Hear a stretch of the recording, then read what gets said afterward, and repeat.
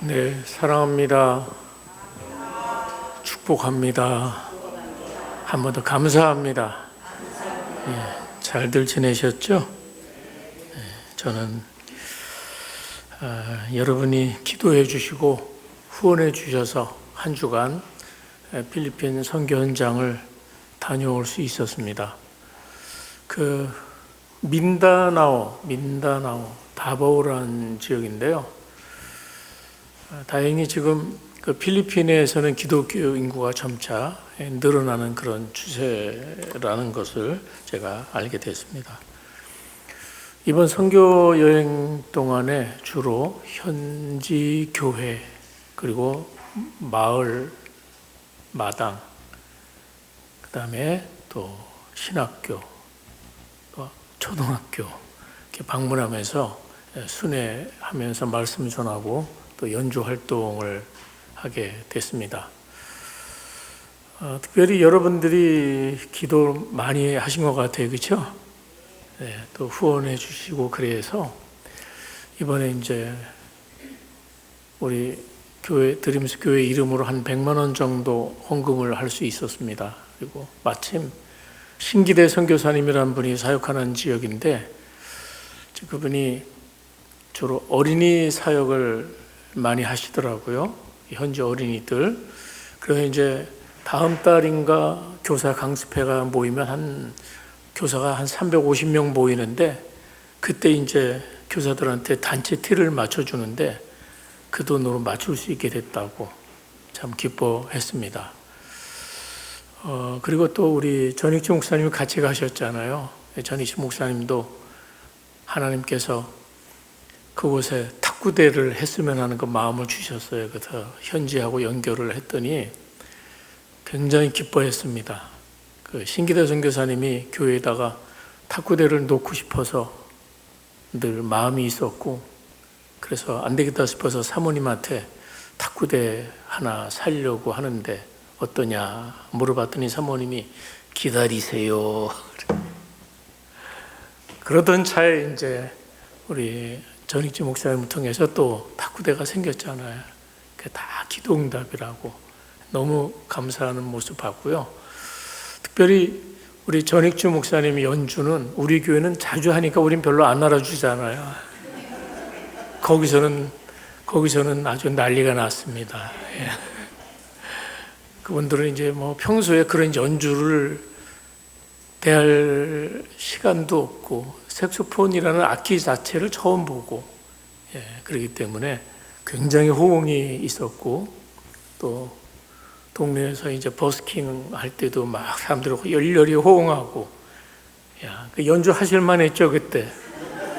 신바람 났죠. 그러니까 막 호응이 있으니까 막 그냥 춤도 추고 막 이러니까 그래서 아주 귀한 사역을 잘하고 오게 돼서 감사를 드리고 또 여러분들에게 다시 한번 기도와 또 후원해 주신 것에 대해서 감사의 말씀드립니다. 감사합니다.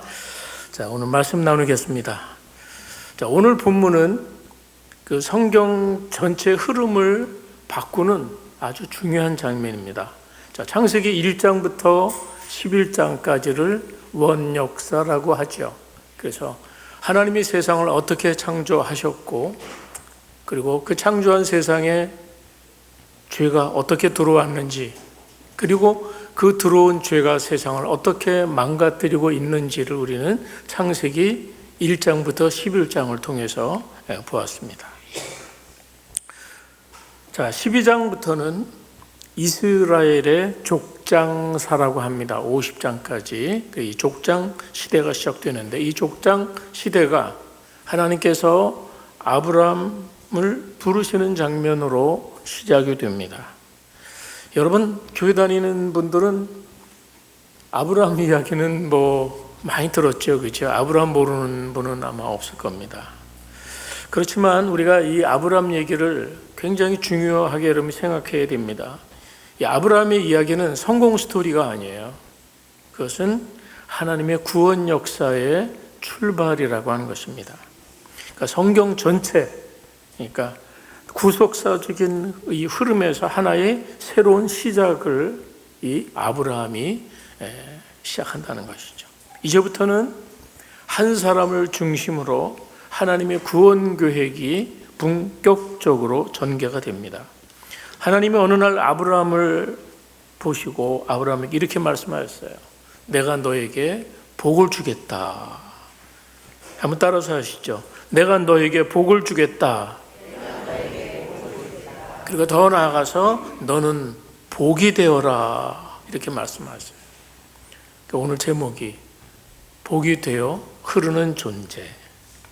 자, 오늘 우리는 이 말씀을 통해서 하나님 우리를 어떤 존재로 부르시는지, 그리고 우리가 어떤 인생을 살아야 되는지를 우리가 특별히 주목할 수 있기를 바랍니다. 자, 첫째, 아브라함이 복이 되는 인생으로 분명히 부르셨는데, 이 복이 되는 인생의 첫 번째는, 복이 되는 인생을 살려면 첫 번째는 떠남으로부터 시작을 해요. 자, 1절 다 같이 보겠습니다. 1절 함께 시작. 여호와께서 아브라함에게 이르시되 너는 너의 고향과 친척과 아버지의 집을 떠나 내가 내게 보여줄 땅으로 가라. 자, 하나님께서 아브라함에게 준 명령은 두 가지입니다. 하나는 떠나라, 또 하나는 가라. 그러니까 떠남이 먼저예요. 떠나지 않고는 갈 수가 없어요. 자, 떠나라. 어디서 떠나는 거예요? 고향과 친척과 아버지의 집에. 그 고대 시대에 고향, 친척, 아버지 집은 가족이라는 의미를 넘어서는 거예요. 그거는 내 생명과 직결이 되고 내 집과 내 산업이 다 연결되는 거예요. 지켜주는 관계예요. 자기를 보호하고 지켜주는 그런 관계를 떠나라고 주님이 말씀하신 것이죠. 그러니까 고향과 친척과 아버지 집을 떠난다는 것은 눈에 보이는 가장 확실한 안전장치, 그걸 떠나는 거야.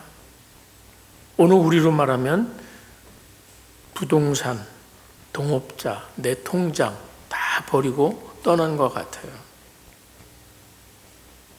자, 떠나는 것, 떠남에서 시작이 되죠. 우리가 예수 믿고 나면 우리가 관계가 새로워져요. 세상과의 관계, 또 하나님과의 관계가 새로워져요. 하나님과의 관계 안에서 세상 관계를 우리가 정립해야 되기 때문에 때로는 하나님 우리를 부르실 때 우리는 일상적으로 살아가는 그 세상과는 우리가 달라야 될 때가 있어요. 그래서 떠나는 일이 생기는 거예요. 세상적인 가치관, 세상적인 유행이라든가 그런 것에서 우리가 떠나지 않으면 예수 안으로 들어올 수 없는 그런 부분들이 있죠.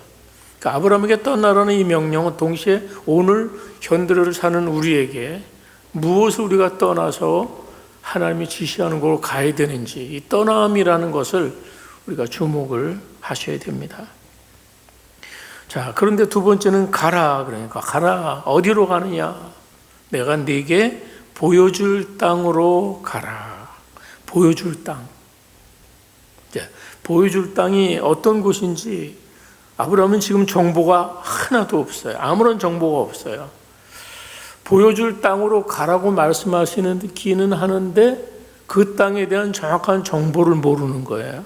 그래서 그 땅이 얼마나 좋은 땅인지, 그리고 그 땅에는 어떤 사람들이 사는지 알 수가 없어요. 그러니까 무슨 얘기입니까? 지금 가장 확실한 자신의 안전장치는 버리고 가장 불확실한 곳으로 가라는, 이게 상반된 거예요. 떠나는 거는 내가 지금까지 의지하고 살았던 가족이에요. 거기에 내 생명과 직결돼요. 내 안전과 직결돼요. 근데 그 모든 것들을 떠나서 보여줄 땅으로 가긴 가는데 그 보여줄 땅이라는 게 정보가 없어요. 정보가 없다는 얘기는 뭐야? 불확실하다는 얘기야. 그것을 기대하지 하면서 하여튼 보여줄 테니까 가자, 가라, 이렇게 말씀하세요. 요즘 아브라함처럼 이사하는 사람은 아마 없을 겁니다. 자, 여러분이 이사를 가려 할 때 아무 생각 없이 가지 않죠. 많은 것을 고려합니다. 제일 중요한 고려는 무엇일까요? 직장이죠. 직장.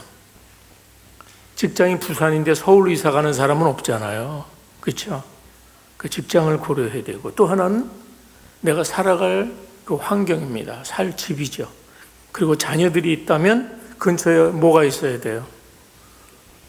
좋은 학교가 있어야 돼요. 예, 좋은 학교가 있어야 되고, 또 대형 마트가 있어야 되고, 그 다음에 공원이 있으면 더 좋겠죠. 자, 이런 것들을 다 따져보고 이사를 하는 거예요. 근데 아브라함의 이사는 그게 아니에요.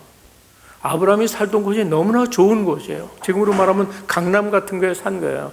당시에 가장 메소포타미아 문명의 발상지, 그 갈대아 우르라는 곳, 경제적인 번영과 문화가 있는 1등 시민으로 살았던 아브라함이 가라 그러는데 그게 어디예요? 저 파라시 땅, 가나안 땅이에요. 그 당시 기준으로 보면 낙후가 돼도 그런 낙후가 되는 것은 없는 것이죠. 그래서 정보도 없고 그가 어떤 곳인지, 어떤 사람이 있는지, 내가 살 집은 있는지, 이런 정보가 전혀 없는 가운데 하나님은 떠나서 가라 말씀하시죠. 여러분, 이게 큰 시험입니다. 예, 큰 시험이죠. 그래서 우리가 예수 믿으면 이런 시험이 오는 거예요. 예. 내가 의지하던 것들 있잖아요. 내가 의지하던 것들, 이제 하나님을 의지하기 위해서, 하나님을 따르기 위해서 내가 의지하는 것들을 내려놔야 되죠. 참, 믿음이라는 건 그렇습니다. 잘 떠나야 잘 믿을 수가 있습니다. 그걸 잘 떠나지 않으면 잘 믿을 수가 없어요. 예? 여러분은 예수 믿기 위해서 지금 떠나야 할 것이 무엇입니까? 여러분이 가졌던 어떤 가치관을 포기해야 하고, 때로는 어떨 때는 예수 믿는 것을 바른 길을 선택하기 위해서 어떨 때는 물질적인 가치관도 내려놔야 되는 거예요.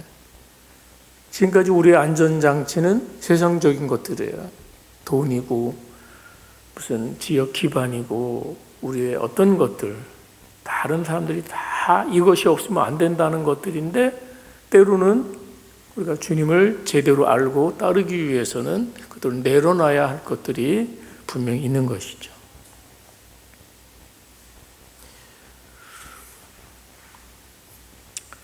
그렇습니다.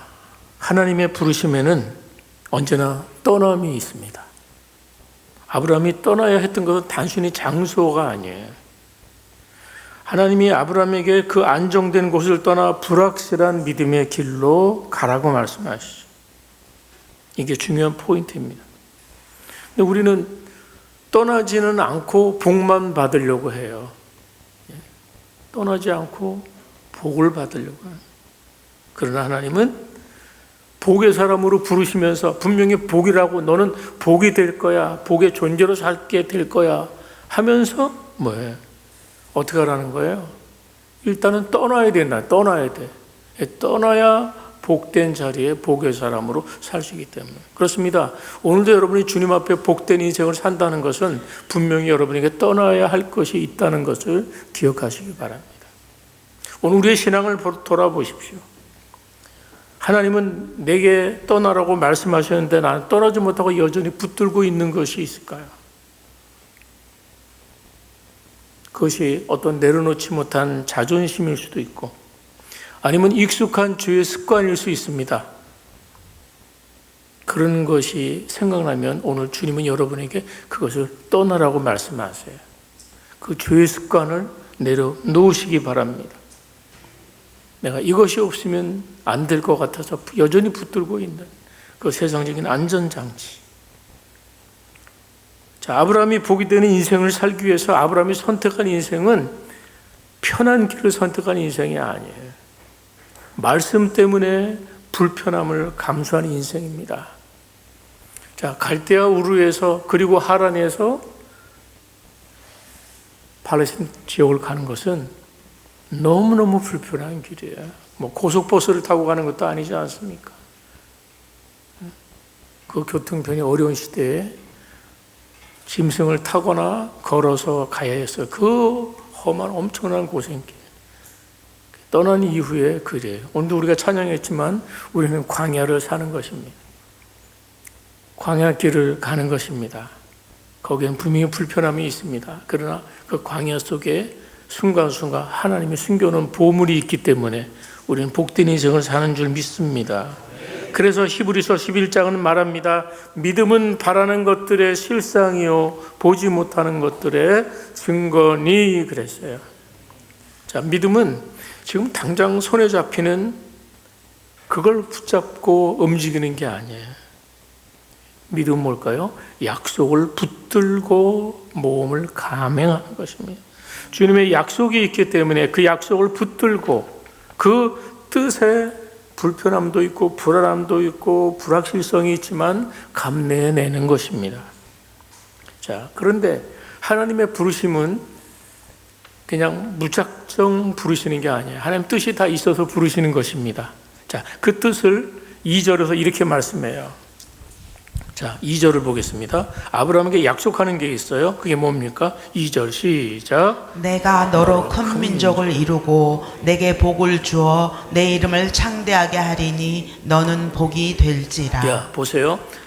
내가 큰 민족을 이루어요. 그 다음에 내 이름을 창대하게 하겠다. 원래 큰 민족을 이루면 저절로 아브라함의 이름은 창대하게 되는 거예요. 자, 창세기 바로 이 앞장에 보면 바벨탑 사건이 나와요. 바벨탑을 쌓는 사람들이 뭐라고 하면서 이름 쌓았습니까? 우리 이름을 내자, 우리 이름을 내자 하면서 바벨탑을 쌓은 거예요. 그러니까 우리의 이름을 창대하게 하자, 이게 바벨탑이었어요. 그런데 아브라함의 이름을 창대하게 하는 것은 아브라함을 통해서 큰 민족을 이루면 아브라함이 창대하게 되는 거예요. 그러기 위해서는 먼저 아브라함이 큰 민족을 이루어야 되는데요. 여러분, 그런데 지금 아브라함이 큰 민족을 이룰 수 있을까요? 이 시점에서. 지금까지 아브라함은 아이가 없습니다. 아이가 생기지 않습니다. 지금 아브라함의 나이가 75세입니다. 아내의 나이가 65세입니다. 젊었을 때도 아이가 안 생겼어요. 그런데 이 나이가 들은 나이에 아이가 생긴다. 그래서 그 아이를 통해서 큰 민족이 생긴다. 현실성이 있습니까? 이 현실성이 주님은 너로 지금 아이도 없는 아브라함에게 너로 큰 민족을 이루고 내 이름 창대하게 하는, 지금 아기도 없다니까요. 아기를 가질 가능성도 없다니까요. 이게 얼마나 허무맹랑한 이야기예요. 그런데 하나님께서는 복을 주신다고 분명히 말씀하시면서 그 복 자체가 목표가 아니에요. 그냥 너 식구 많아지고 너 이름 날린다, 여기에 목표가 있는 게 아니에요. 거기에는 사명이 있는 것입니다. 복을 목표로만 주시는 게 아니라 사명으로 주신다는 거예요. 그러니까 이 말씀의 절정은 뭘까요? 큰 민족에게 있는 게 아니에요. 그 이름이 창대함에 있는 것이 아니에요. 이 말씀의 포인트는 어디 있을까요? 그것은 너는 복이 될지라, 이 말씀이에요. 한번 따라서요. 너는 복이 될지라. 그러니까 복의 근원이 되게 하시겠다는 거예요. 복의 근원. 복의 근원. 물론 복의 근원은 하나님이시죠. 그래서 하나님께서 아브라함을 통해서 이 복이 흘러가게 하겠다는 약속인 것이에요. 자, 3절 보세요. 3절 함께 시작.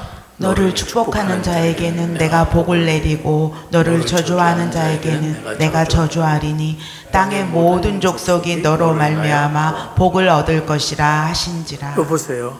중요한 거는 복을 주신다는 선언에서 그치지 않고 이 복이 되는 존재로 부르시는 거예요. 우리는 항상 복 자체를 너무 이렇게 좋아하지 않습니까? 그게 아니라 복이 되는 존재가 되는 것입니다. 그러니까 이 아브라함 언약이라고 할 수 있는데요. 이 아브라함에게 언약의 핵심은 너는 복을 받는 사람이 아니라 너는 복이 흐르는 존재가 되어라, 이거예요. 복이 되어 흐르는 존재. 그러니까 여기서 하나님께서 아브라함에게 약속한 큰 민족의 축복은 육족 자손만을 뜻하는 게 아니라 단순히 너 가문이 번성할 거야, 이걸 뜻하는 게 아니에요. 뭡니까? 더 크게 보면 이 말씀은 어떤 말씀이에요? 이 큰 민족의 의미는 뭘까요? 그러면 너를 통해서 큰 민족이 생길 거야. 그게 누굴까요? 그렇습니다. 이제 아브라함을 통해서 오시게 될 메시아, 예수 그리스도. 그래서 그 예수님을 통해서 영적인 자녀가 큰 민족을 이룬다는 뜻인 것이죠. 그래서 창세기 22장 17절에 하나님이 이렇게 말씀하셨어요. 내가 내게 큰 복을 주고 내 씨로 크게 성하여 하늘의 별과 같고 바닷가의 모래와 같게 하리니 내 씨가 그 대적의 문을 얻으리라. 무슨 얘기인지 아시겠죠? 자, 아브라함의 자손들 중에 예수님을 믿는 사람들이 그렇게 된다는, 어떻게? 하늘의 별처럼 해변의 모래처럼 많아지게 된다. 누굴 통해서? 내 후손을 통해서, 내 후손을 통해 오게 될 그 메시아를 통해서 그 메시아를 믿고 구원받는 하나님의 영적 자손의 수가 하늘의 별처럼 바닷가의 모래처럼 많아질 것을 말씀하고 있습니다. 그리고 아브라함에게 하나님이 약속하신 그 영적인 복의 후손 중에 한 사람이 누굴까요? 그게 나입니다. 여기 앉아있는 한 분 한 분은 바로 아브라함 통해 약속하신 영적 후손 중에 한 사람인 줄 믿으시기 바랍니다. 예? 얼마나 놀랍습니까? 여러분, 우리나라 사람 중에 가장 유명한, 역사적으로 가장 그래도 우리나라 유명한 사람이 누구예요? 이순신 아니면 세종대왕이죠. 그렇죠. 이순신 모르는 분이 있어요? 그 우리나라에서 이순신은 창대한 이름입니다. 창대한 이름. 그런데 세계 사람 중에 이순신이라는 사람을 아는 사람이 얼마나 될까요? 예, 뭐 잘 모르겠죠. 거의 모를 거예요. 한국 역사를 모르면 알 재간이 없죠. 그런데 여러분, 아브라함의 이름은 어떨까요? 예, 아브라함의 이름은 웬만하면 다 알아요. 웬만하면 다 알아. 엔간하면 다 알아요.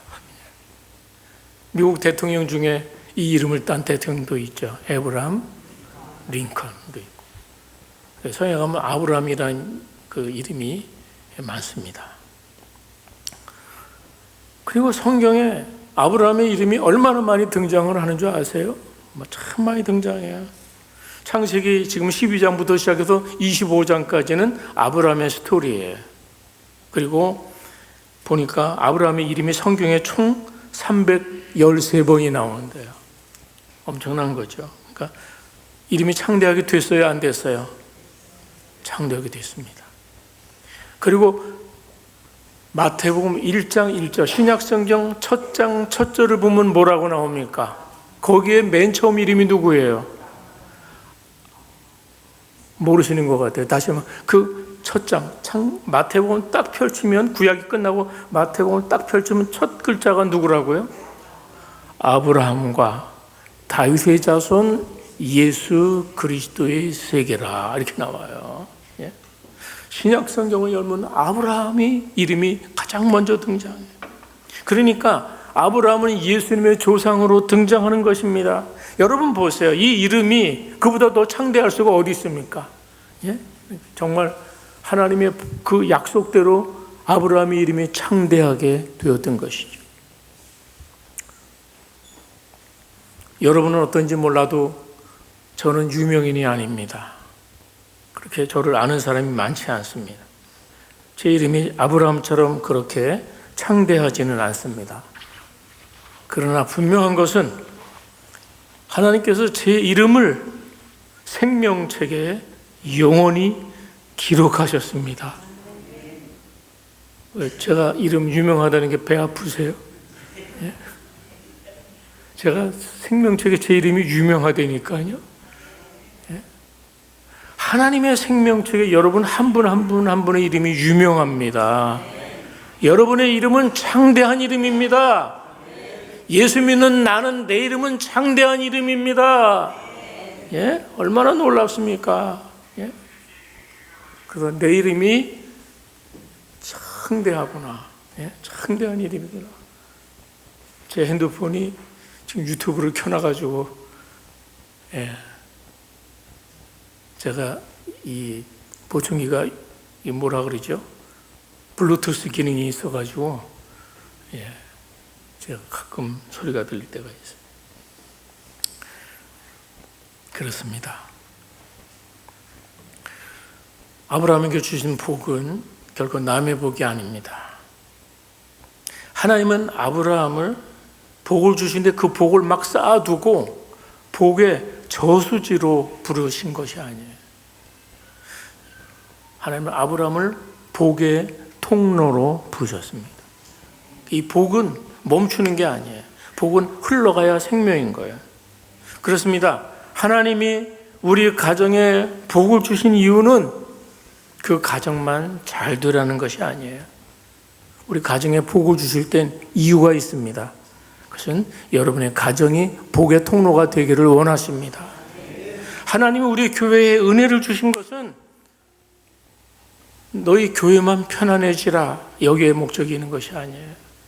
우리 교회에 이렇게 건물도 주시고 은혜를 주신 목적이 있어요.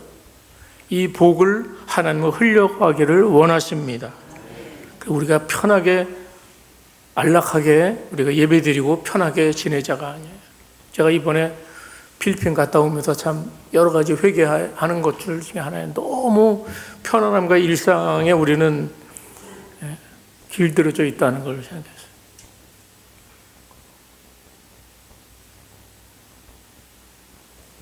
그 성도들은 참 환경적으로 우리하고 비교하면 어렵죠. 제가 볼 때는 한 60년대 우리 60년 여전히 제가 30년 전에도 필리핀을 갔다 왔는데 30년이 지난 지금도 뭐 일부는 바뀌었겠지만 여전히 어렵게들 살아요. 여전히 한 집에서 서너 세대가 사는 거죠. 거기서 애기 낳고 막 살고.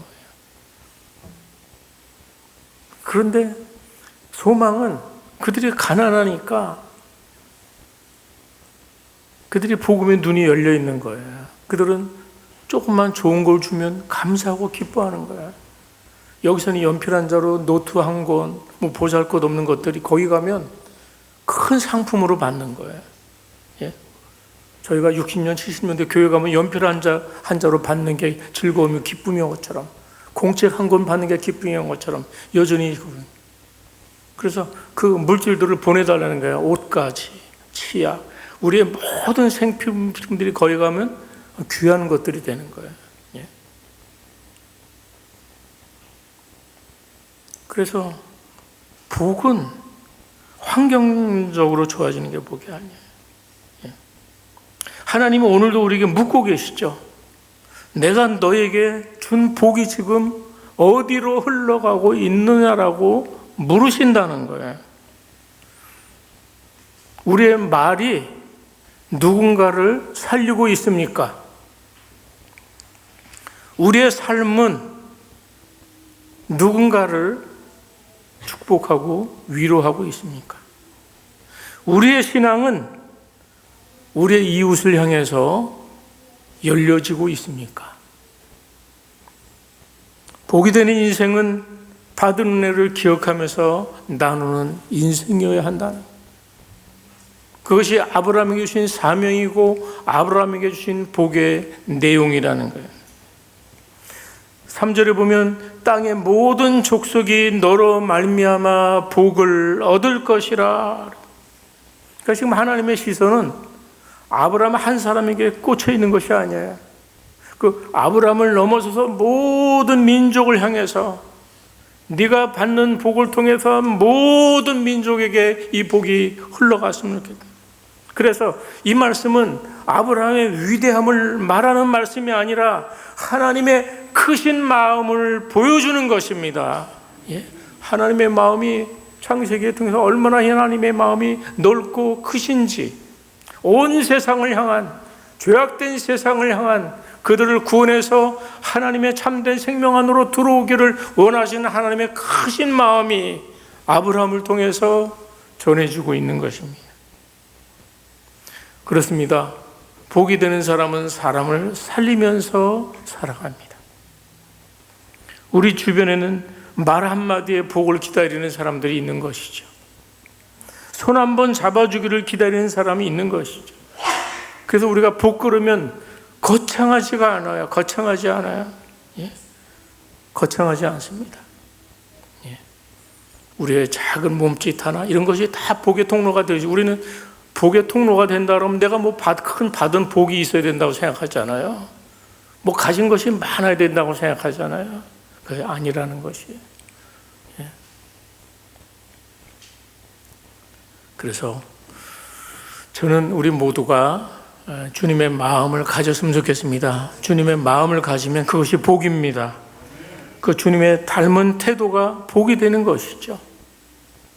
자, 그런데 오늘 이 복은 어떻게 시작되는가 보세요. 이 복의 참된 시작은 4절에 있어요. 실제적인 그 복이 되려면 어떻게 되어야 됩니까? 4절입니다. 4절 함께 읽겠습니다. 시작.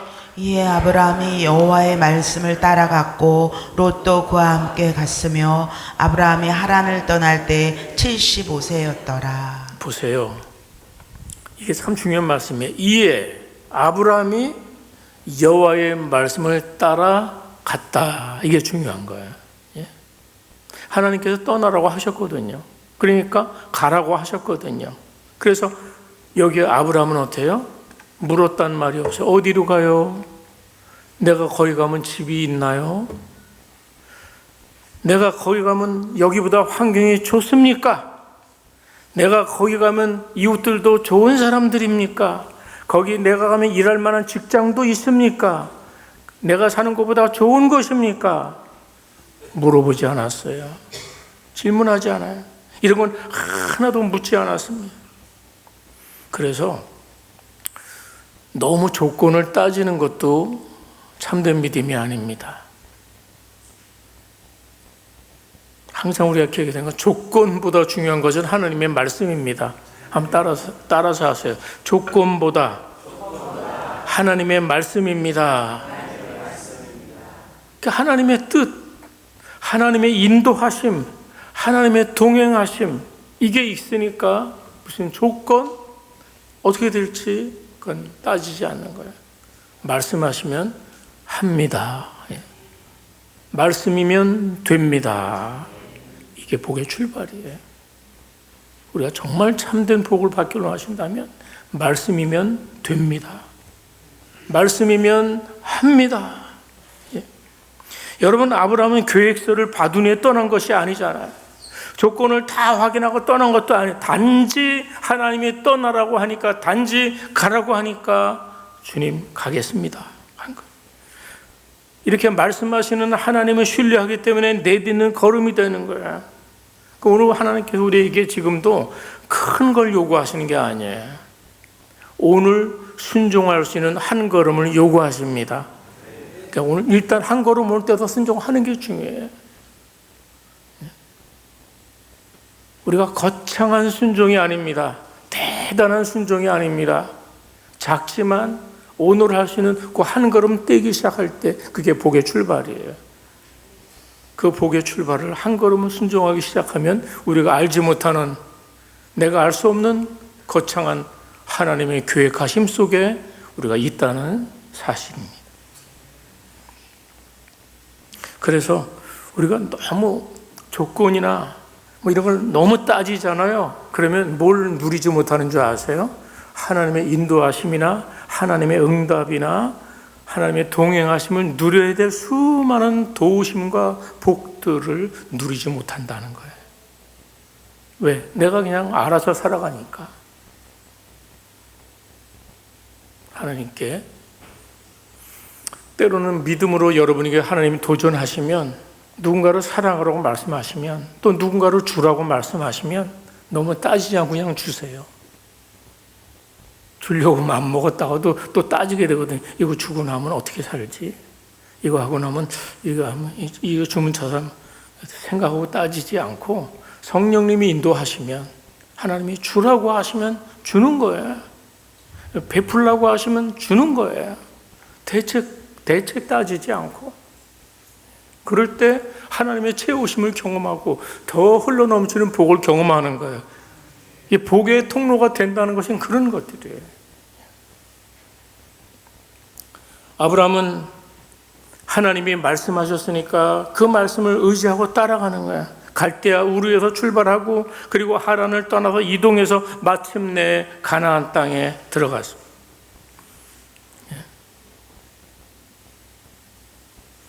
하나님은 왜 그런 놀라운 좋은 환경에서 척박한 가나안으로 부르셨을까요? 원래 갈대아 우르도 그렇고 하란도 그렇고 비옥한 지고 잘 사는 도시인데 거기는 뭐가 많냐면 우상이 득식을 거리는 것이에요. 지금 하나님의 계획은 그런 우상을 섬기는 민족이 아니라 한 분 하나님, 참된 하나님만을 믿는 그런 민족이 필요한 거예요. 그래서 우상 딴지에서 건져내는 거예요. 왜냐하면 아버지 데라가 뭘 했어요? 아버지 데라가 한 일이 뭐예요? 그 집의 가업이 뭐예요? 우상을 깎아서 만드는 거예요. 그리고 파는 거예요. 아브라함은 그런 직업을 갖고 있으면서 고민이 있었어요. 과연 내가 만든 이 신이, 이걸 사가는 신들이 사가는 사람들이 저게 무슨 도움이 될까? 내가 깎아 만든 이 신이 무슨 도움이 될까? 과연 참신은 무엇일까? 그런 고민이 있지 않았겠어요? 그래서 하나님이 아브라함을 부르시는 거예요. 과연 참 하나님 누구신가? 이신, 초신, 잡신, 온갖 신이 있는데 복 받겠다고 많은 사람들이 이 신 깎은 거 사가고 막 이러는데 과연 참 신은 어디 계신가? 그런데 하나님이 어느 날 유일하신 참 하나님이 아브라함을 부르신 거예요. 그래서 그는 이 우상이 득식을 거리는 문화의 도시고 번영이 된 도시지만 그걸 떠나서 참된 경건한 민족이 나와야 되기 때문에, 그래서 가장 척박하고 고난이 있는 그 팔레스타인 지역에 고난을 없애려고. 왜냐하면 지정학적으로 3개 대륙의 중심지고 강대국들이 지나가려면 거길 다 밟고 지나가야 돼서 맨날 얻어 터질 수 없는 밖에 없는 땅이 팔레스타인 땅이에요. 그곳에서 고난이 끊임없는 그 땅에서 그들은 훈련하는 거예요. 다른 말로 하면 하나님 의지 않고는 살 수 없는 땅이 팔레스타인 땅입니다. 수천 년 역사 속에 그 땅에 얼마나 고난이 많았더니, 그것은 하나님을 의지하지 않으면 살아갈 수 없는 그 땅인 거예요. 그래서 하나님은 가나안을 선택하시고 또 아브라함을 선택하셔서 이스라엘 민족의 시조로 삼아서 그 민족을 번성하게 해서 고난을 통해서 예수님이 오게 하시는 하나님의 원대한 계획 가운데 있는 것입니다. 사랑하는 여러분, 그래서 하나님의 부르심에 순종하며 그 말씀을 따라가다 보니까 어떤 일이 생겼습니까? 그렇게 세워진 이스라엘 민족을 통해서 이 세상을 구원할 메시아이신 예수 그리스도를 보내시는 것입니다. 결국 이 순종이 아브라함의 후손인 예수님을 통해서 세계의 모든 민족이 축복을 받은 것입니다. 유럽이 복을 받았습니다. 그럼 미국이 복을 받았습니다. 그리고 그 미국으로부터 복음을 전수받은, 선교사들의 복음을 전수받은 대한민국도 예수 그리스도의 복음이 들어와서 축복을 받게 된 것이에요. 인정하십니까? 우리의 이 번성은, 우리나라의 번영은 기독교가 아니면 설명할 수 없는 나라. 2차 대전 이후에 100몇 개 나라가 150개라든가 다 남의 나라 지배하다, 제국주의, 열강주의 그 시대에 다 남의 지배를 받았잖아요. 예? 영국의 지배, 스페인의 지배, 어디 지배, 다 지배받던 나라들이 그때 다 풀려났어요. 우리 대한민국도 마찬가지고. 그래서 그 중에서도 유일하게 해방이 이후에 번영한 나라는 또 어디 있을까요? 그게 대한민국이라는 거예요. 예? 거기에 우리의 기독교, 이 복음의 영향이 우리 사회의 기반의 뿌리부터, 그것이 자유민주주의로 이 땅에 뿌리를 내리고, 그 자유민주를 지켜낸 오늘의 이 번영이 오늘 우리가 사는 삶이에요. 우리가 지금 엄청난 복을 세계에서 누리는, 우리가 누리는 이 모든 것들은 세계 사람들이 그 누리지 못해서 하는 복을 우리가 너무 지금 누리는 그런 대한민국이 된 거예요. 우리가 영적 아브라함의 자손으로 그렇게 우리가 번영을 하는 이 놀라운 복을 우리가 받고 대한민국의 시민으로 우리는 이 땅에 있습니다. 그래서 우리는 이 받은 복을 통해서 이제는 흘려보내야 되는 그 위치에 있는 것이죠. 아멘입니까? 그래서 우리 자신들도, 우리 교회가 그런 복에 흐르는 통로가 될 수 있기를 바랍니다. 우리는 아브라함의 후손으로 예수 믿음으로 가장 큰 복을 받은 민족. 그래서 우리는 큰 민족을 이루고 이름이 창대해지고, 그러니까 지금 여러분도 아시면 외국 나가보면 우리나라 위상이 한류 때문에 더군다나 굉장합니다. 사실 한류 때문에. 예? 한류 때문에 내가 대접을 받는다니까 알아줌을 당한다. 나가보면 그 한류 문화로 드라마 알고 다 내가 뭐라고 한국 사람이라는 거 하나로 막 알아줌을 당해요. 우리가 이게 얼마나 놀라냐. 예? 그래서 우리가 정말 복을 받았구나. 이 복을 쌓아두는 걸 흘려버리는. 제가 필리핀에 더 느끼고 왔어요. 예? 그 영향을 나눠야 되겠다 결심해 봅니다. 그렇습니다. 오늘 저와 여러분 이 복의 사람이 되었습니다. 그리고 그 복의 복음을 우리가 전하고 그 복을 나누어 주시기를 축원합니다. 축원합니다. 기도하겠습니다. 자, 합심해서 또 기도하겠습니다. 주님, 제가 머무는 신앙이 아니라 과감하게 떠나는 신앙의 순종의 신앙이 되게 하옵소서라고 기도하시기 바랍니다.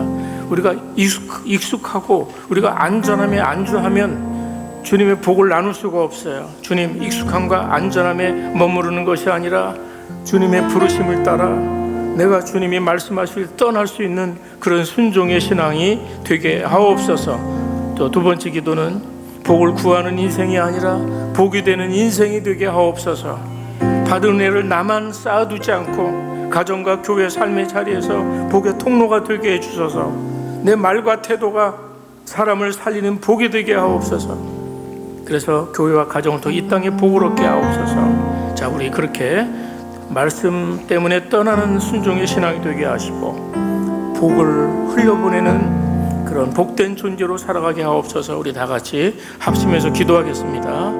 하나님 아버지, 오늘도 주신 말씀들 은혜 주시니 주여 감사합니다. 오늘도 하나님께서 주시는 말씀을 듣는 주님이 익숙하고 안전함을 떠나서 하나님 떠나라고 할 때 이런 어떤 것이라도 떠날 수 있는 결단을 하게 하시고, 우리 하나님 내 뜻이 아니라 주님의 부르심을 따라서 말씀 주실 때 즉각 반응하는 종들이 다 되게 하옵소서. 그래서 이미 주신 복을 가지고 복만을 구하는 민족이 아니라 복이 되는 인생으로 살게 하시고, 받은 은혜를 나만 위해서 쌓아두지 않고 내 가정에서 그 교회에서 삶의 자리에서 그 복을 나누는 통로로 살아가도록 도와주시옵소서. 주여, 제게 이 복을 주시니 감사합니다.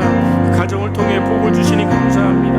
그런 것들이 세상을 섬기는 일이 되게 하시고 내 존재 자체가 지역과 이웃에게 위로와 소망이 되게 해주시고 나의 모든 족적을 향한 하나님의 마음을 품을 수 있도록 주여 도와주시옵소서. 하나님 함께하시고 이 복의 놀라운 장대하게 함들이 주 안에 이루어지도록 도와주시옵소서.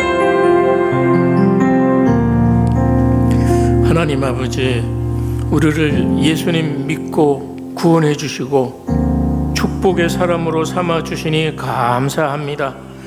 그 약속한 축복이 믿음으로 말미암아 계속해서 이루어지게 하시고 성취가 되게 해 주시옵소서. 그래서 오늘 제 삶을 통해서 누군가에게 복이 되게 하시고 나를 복의 통로로 사용해 주시옵소서. 내가 머무는 곳에 주님의 은혜가 흐르게 하시고 말씀 앞에 순종하며 복된 존재로 살아가게 하옵소서. 예수님 이름으로 기도합니다. 아멘.